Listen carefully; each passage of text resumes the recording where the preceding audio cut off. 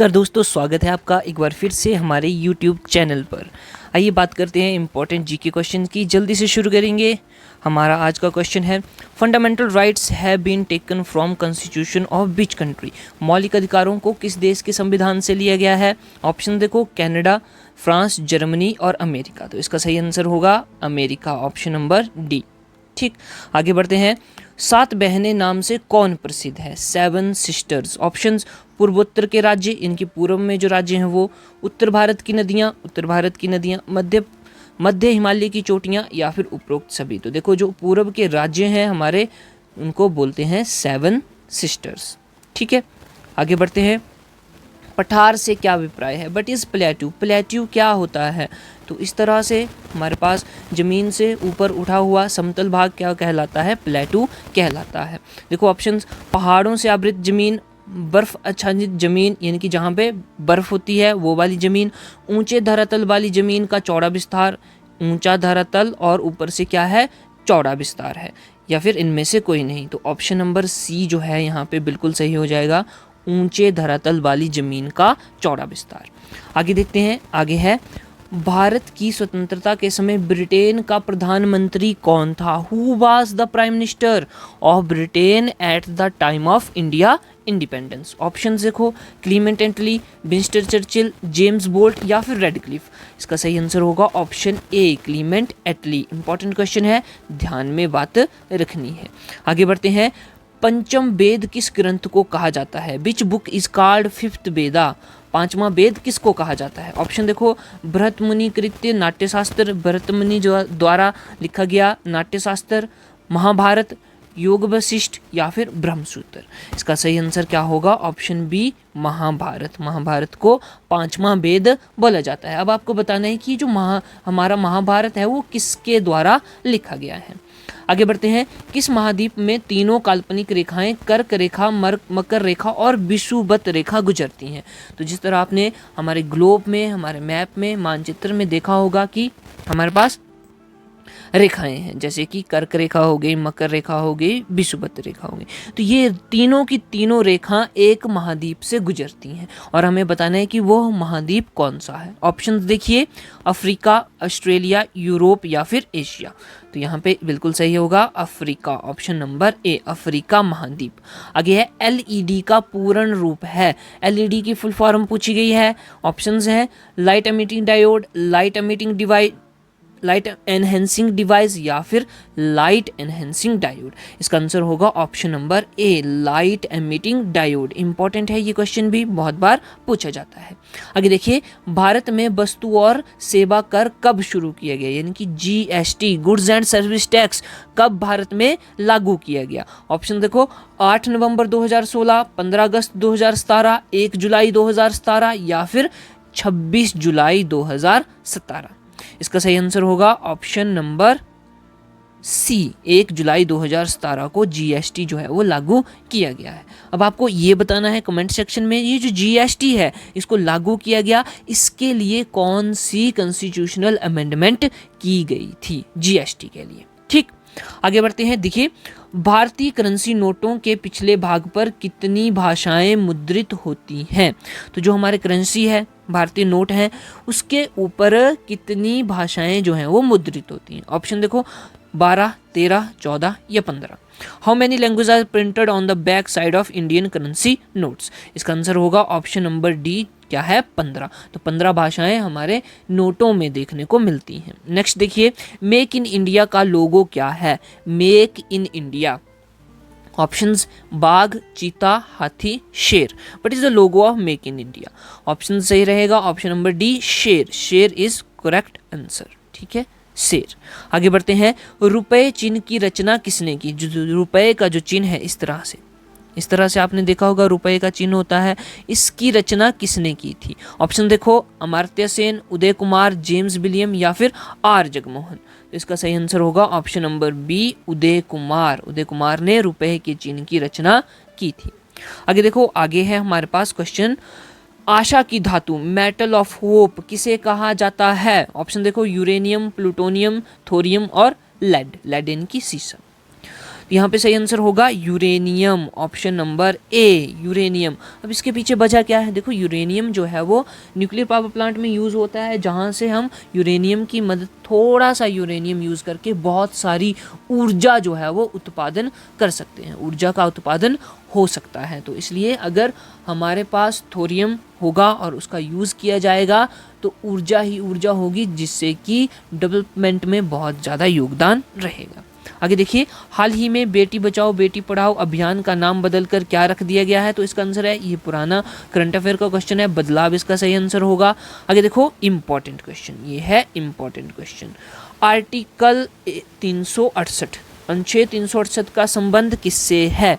Option देखो, संविधान संशोधन से, उच्चतम न्यायालय से, केंद्र राज्य संबंध से, या फिर इनमें से कोई नहीं। Constitutional amendment, supreme court, state central relation, या फिर नन ऑफ द अबव। इसका आंसर होगा ऑप्शन ए, संविधान संशोधन से। तो आर्टिकल 368 के अनुसार हम संविधान में संशोधन कर सकते हैं। अगर हम बात करें सुप्रीम कोर्ट की, तो सुप्रीम कोर्ट का अनुच्छेद क्या है, सुप्रीम कोर्ट का अनुच्छेद क्या है, ठीक। और उसके बाद सेंट्रल स्टेट रिलेशन, इसका अनुच्छेद भी हमें पता होना चाहिए। बात आती है कि कौन से भाग में सेंट्रल स्टेट रिलेशन के बारे में बात की गई है, वो भी आपको पता होना चाहिए। तो ये सभी कमेंट सेक्शन में ज़रूर बताइएगा। कमेंट सेक्शन में बताने से क्या होगा कि आप बुक्स खोलेंगे, आप खोजबीन करेंगे और उससे जो बातें हैं वो आपके दिमाग में रहेंगी, ठीक है। आगे बढ़ते हैं, नागालैंड का लोक नृत्य का नाम क्या है? नागालैंड के लोक नृत्य के बारे में बताना है, फोक डांस के बारे में। ऑप्शन देखो, मांडी, युद्ध नृत्य, चोग, या फिर कली। इसका आंसर होगा ऑप्शन बी, युद्ध नृत्य। Option number b is correct answer. Next question है, यस, सर्वप्रथम नोबेल पुरस्कार किस वर्ष दिया गया? In which year first Nobel prize awarded? सबसे पहले नोबेल पुरस्कार कब दिया गया? ऑप्शन देखो, 1901, 1954, 1957 या 1929। तो देखो यहाँ पे सही आंसर होगा ऑप्शन नंबर ए, 1901, ठीक है। आगे बढ़ते हैं, और कुछ इंपॉर्टेंट जानकारी, जैसे कि 1954 1954 में सबसे पहले भारत रत्न दिया गया है। भारत रत्न की शुरुआत यहाँ पे हुई है, भारत रत्न, ठीक है। तो इस तरह से फैक्ट्स जो है वो आपको ध्यान में रखने चाहिए। आगे बढ़ते हैं, हिमाचल प्रदेश के प्राचीनतम निवासी कौन थे? Who were the oldest residents of Himachal Pradesh? Option देखो, कोल, आर्य, गद्दी, या इनमें से कोई नहीं। तो सबसे पहले हिमाचल प्रदेश में कौन रहते थे? ऑप्शन नंबर ए, कोल। कोल जो है वो सबसे पुराने निवासी हैं भारत के। आगे देखो, आगे है IRDA। IRDA में डी किसे रिप्रेजेंट करता है? तो इससे पहले हमें पता होना चाहिए IRDA की फुल फॉर्म। तो ये जो IRDA है, इसकी फुल फॉर्म क्या होती है? Insurance regulatory and development authority, ठीक है। ये होती है IRDA की फुल फॉर्म। तो इस हिसाब से डी किसको रिप्रेजेंट करता है? ये तो डेवलपमेंट को रिप्रेजेंट कर रहा है। तो इसका आंसर क्या होगा? Option number C, that is development, ठीक है। आगे बढ़ते हैं, आगे है हमारे पास कनेक्टिंग इंडिया निम्नलिखित में से किसकी टैगलाइन है? Connecting India is tagline of which of the following? Option देखो, एयर इंडिया, भारतीय स्टेट बैंक, भारतीय रेल, या फिर BSNL। तो इसका सही आंसर होगा option D, that is BSNL। तो BSNL की टैगलाइन है कनेक्टिंग इंडिया। नेक्स्ट आगे बढ़ते हैं, सन 2019 में भारत का सर्वोच्च शांतिकालीन वीरता पुरस्कार अशोक चक्र। तो देखिए, अशोक चक्र क्या होता है? सर्वोच्च शांतिकालीन वीरता पुरस्कार निम्नलिखित में से किसको मरणों उपरांत दिया गया? तो ये व्यक्ति थे, ऑप्शन बी, नाजिर अहमद वानी। तो ये 2019 के करंट अफेयर का क्वेश्चन है, ठीक। आगे बढ़ते हैं, हिमाचल प्रदेश व कुछ अन्य राज्यों में प्रचलित बेगार प्रथा से क्या तात्पर्य है? यानी कि जो बेगार प्रथा है हिमाचल प्रदेश में की जाती थी, उसका मीनिंग क्या है, उससे आप क्या समझते हैं? देखो ऑप्शंस, बेरोजगारी, मजदूरी दिए बिना जबरन कार्य करवाना, बंधुआ मजदूरी, या फिर उपरोक्त सभी। तो इसका आंसर क्या होगा? ऑप्शन बी, मजदूरी दिए बिना कार्य करवाने, इनकी कार्य करवाने के लिए कोई पैसा नहीं दिया जाता, फ्री में मजदूरी की करवाई जाती थी। आगे देखो, नाहन शहर की स्थापना किसने की थी? नाहन शहर की स्थापना किसने करी थी? ऑप्शन देखो, सुमेर प्रकाश, सुख प्रकाश, बुद्धि प्रकाश या कर्म प्रकाश। इसका सही आंसर होगा ऑप्शन डी, दैट इज कर्म प्रकाश। आगे बढ़ते हैं। मुकोड़ी जोत इंपॉर्टेंट है भाई। मुकोड़ी जोत किस जिले में स्थित है?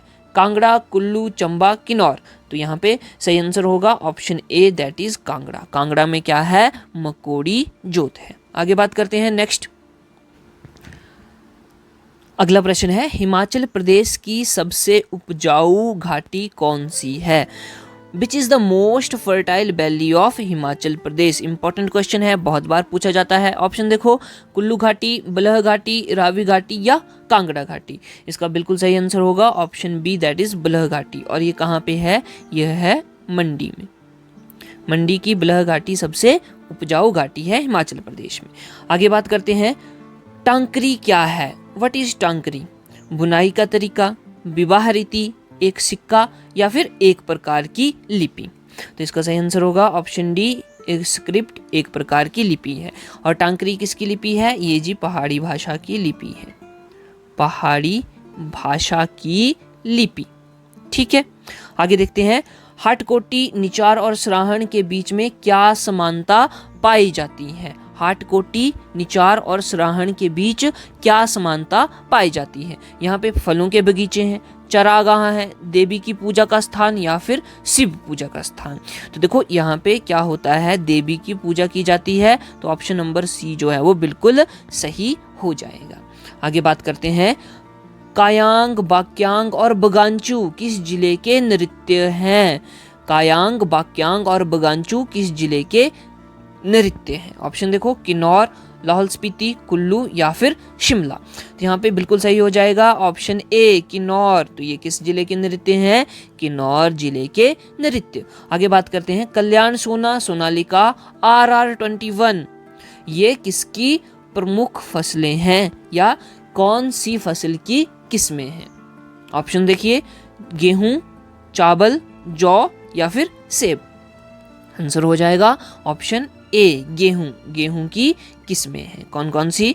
कल्याण सोना, सोनालिका और RR21। आगे बढ़ते हैं, हिमाचल प्रदेश राज्य सड़क परिवहन द्वारा ग्रीन कार्ड धारकों को HRTC बसों में कितनी प्रतिशत छूट दी जाती है? तो देखो, जैसे कि हम HRTC में सफ़र करते हैं तो वहाँ पे हम एक ग्रीन कार्ड देखने को मिलता है। तो ग्रीन कार्ड जो है अगर किसी व्यक्ति के पास होगा तो उसको कितनी छूट किराए में दी जाएगी? ऑप्शन है 25%, 30%, 40% या फिर 50%। इसका सही आंसर होगा ऑप्शन ए, 25%। आगे बात करते हैं, हिमाचल प्रदेश में लोक मित्र केंद्र निम्नलिखित में से कौन सा काम करते हैं? लोक मित्र केंद्र कौन सा काम करते हैं? ऑप्शंस हैं, बिजली के बिल जमा करवाना, पानी के बिल जमा करवाना, जमाबंदी की प्रतिलिपि निकालना या फिर उपरोक्त सभी। तो देखो यहाँ पे इसका आंसर होगा option D, all of the above. ये सभी के सभी कार्य किए जाते हैं लोक मित्र केंद्र द्वारा, ठीक। तो दोस्तों ये था हमारा आज का सेशन। उम्मीद करता हूँ कि ये जो क्वेश्चन हमने डिस्कस है इससे आपके एग्ज़ाम के लिए महत्वपूर्ण जानकारी मिली होगी और हो सकता है कि यहीं से आपके एग्ज़ाम में क्वेश्चन जो है वो रिपीट होता हुआ दिखे। तो इसी के साथ हम ये सेशन समाप्त करते हैं। बने रहें हमारे साथ, सब्सक्राइब ज़रूर करें और दोस्तों के साथ शेयर करें। मिलते हैं अगली वीडियो में, तब तक के लिए जय हिंद, जय भारत।